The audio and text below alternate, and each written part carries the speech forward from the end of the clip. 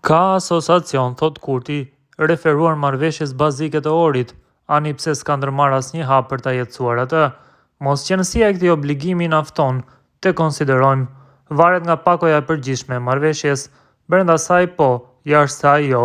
Për draft statutin si të tillë, Kurti para kuvendit që shprehur se është i shkruar sipas gërmës, ndose jo sipas frymës së Kushtetutës së Kosovës, edhe si të tillë që ofruar ai, do ta pranonte edhe me kostën politike që vjen me të, para 3 liderëve më të mëdhenj evropian, Scholzit, Macronit dhe Melonit.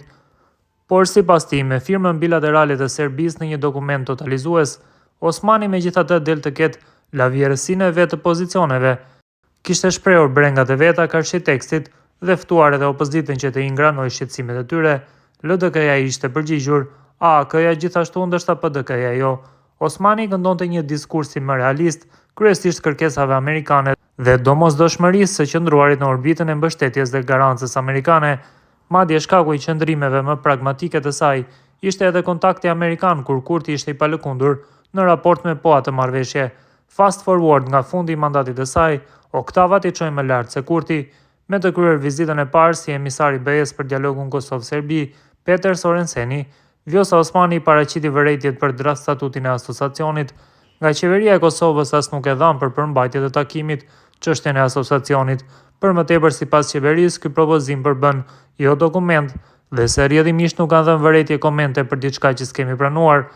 Anomalia u shfaq haptazi për një dokument, gjithnjë sipas qeverisë, juridikisht jo ekzistues që të jepen komente për të, por Osmani e bëri, dikur e amortizonte kritikën duke përdorur gjuhë angleze për të mos i rënë shkelm dokumentit, si shqetësime për judicial review. Fjalën e kishte për arbitrazhin. Tash Osmani rri e prerë se dokumenti është antikushtetues. Në detaje prezantuan vërejtjet tona sa i përket draft statutit të propozuar nga BE, dhe ky ishte një takim më shumë ku njoftuar rreth qëndrimeve tona se sa që morëm qëndrime nga ana e tij.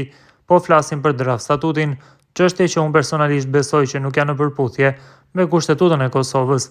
Nuk janë në përputhje as me vlerat, as me normat e BE-s, as me standardet e KiES pastaj. Edhe po ashtu, nuk ka në përputhje me aktvendimin e gjykatës kushtetuese të vitit 2015. Statuti i tillë që bie në kundërshtim me këto të trija nuk ka se si të hyjë në fuqi dhe as nuk besoj që do të mund të kalonte testin në gjykatën kushtetuese, e cila ka vendosur standarde në shumë nga këto tema brenda draft statutit, siç janë kompetencat ekzekutive, shumë çështje të tjera, tha presidentja. Ndërkohë, ish kryetari i gjykatës kushtetuese, Enver Hasani, ditë më parë i tha Relit se draft statuti si i tillë është antikushtetues, por se nuk ka gjasa ta anulohet si obligim.